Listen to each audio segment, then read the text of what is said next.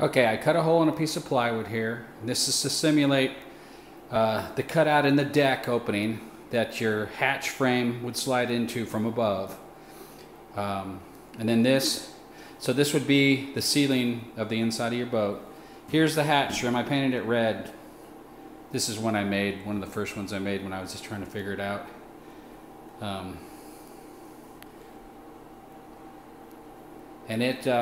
So it would fit up in your opening to cover up the bare wood and to have a place so your ceiling material can come underneath it here. Okay.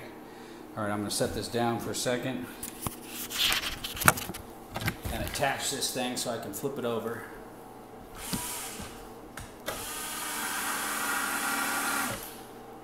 Just going to put a couple of drywall screws in the side of the frame. That's how I attached mine to my boat as well.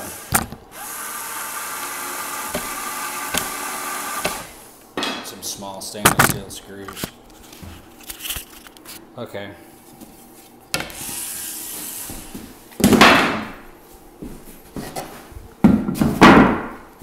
So I'll flip this over now.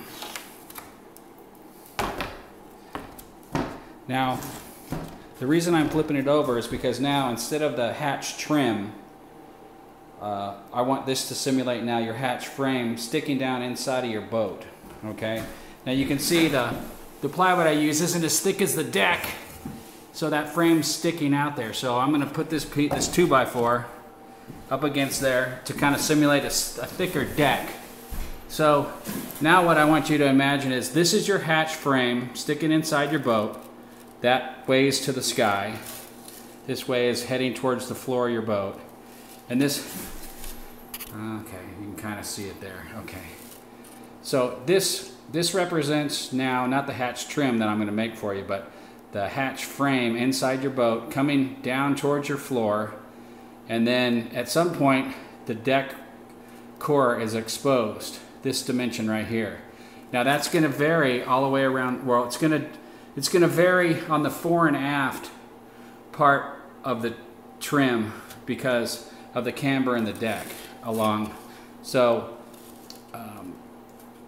this measurement's going to vary. So take that measurement from your hatch frame to basically the finished part of your ceiling.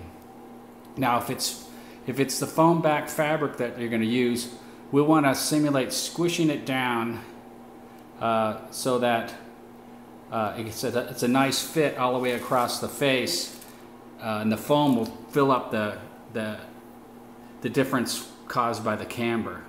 Now, if it's a beadboard ceiling you're doing, and if you haven't done it yet, then I would suggest that to make this frame fit perfectly, the area around the frame, because if you do a beadboard ceiling or some type of wood ceiling, you're going to have to put a lot of trim boards up to screw everything to. And I would space everything out so the area around the trim was flat. Take the camber out, in other words, so that the area around the trim has no more camber in it.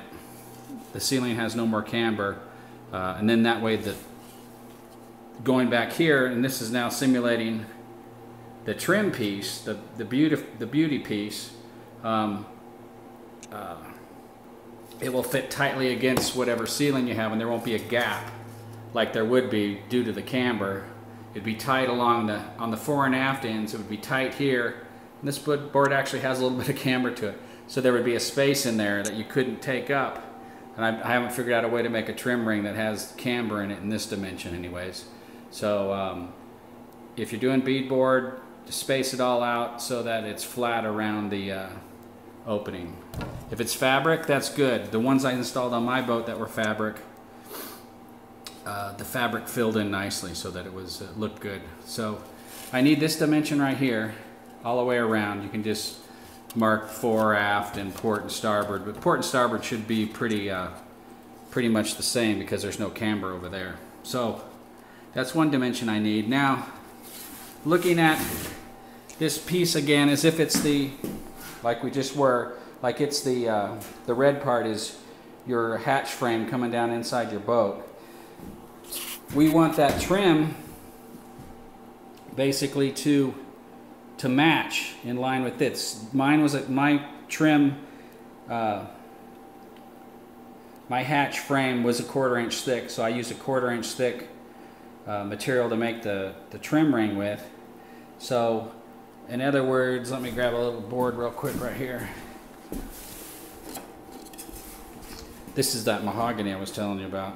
I bought it off of eBay and then used my bandsaw to make it into hatch trim size pieces.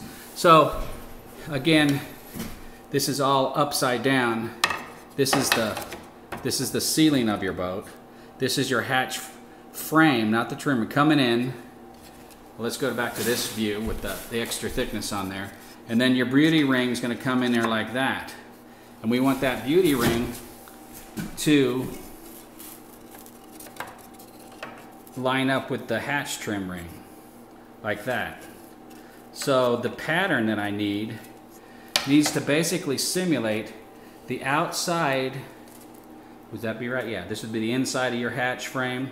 The outside of your hatch frame pretty accurately all the way around to the outside. That way when the trim ring, if I match the trim ring to that size, when we go to install it, it'll match. Just kind of continue the hatch frame will become the trim, and it'll be flush across here, more or less. Doesn't have to be perfect to look good. Mine were a little inside, so there was a little bit of a gap of the frame showing right there, but that's probably better than the other way, would be my guess. But either way, probably it's still gonna look good. So probably cut out with some heavy cardboard or heavy poster board and make a pattern that accurately represents the outside of your hatch frame. Now, so you don't have to mail that to me, I think that what you could do is after you make that, you could measure the radius and just draw it right on the pattern. So if I know the dimension from here to here, and if it's a square hatch frame, then it'd be the same distance from here to here. But if it's rectangular, you can give me that as well. And then the radiuses should all be the same. So if you figure out what the radius is and just draw it on the pattern, then I should be able to recreate that pattern in here in my shop pretty accurately. And I might even make one of these frames out of just Home Depot wood, send it to you and make sure it fits. And then we can modify it so I don't use up the good wood on a mistake. So hopefully that'll get us going on the dimensions. Sorry about the long-windedness. It's not that complicated, but I have a hard time describing things like that. So, all right, look forward to starting to build these things.